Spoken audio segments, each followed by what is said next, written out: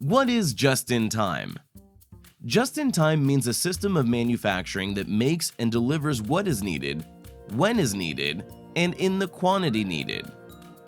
Why use just-in-time? Who needs these pieces? Focus on the customer. Customers want the highest quality product at the lowest cost and shortest lead time. You have to reach both customer satisfaction and your internal efficiency. Just-in-time aims for the total elimination of the 7 wastes to achieve the best possible quality at the lowest cost and use of resources. Just-in-time will help you to have the shortest production and delivery lead times. The 3 elements of just-in-time.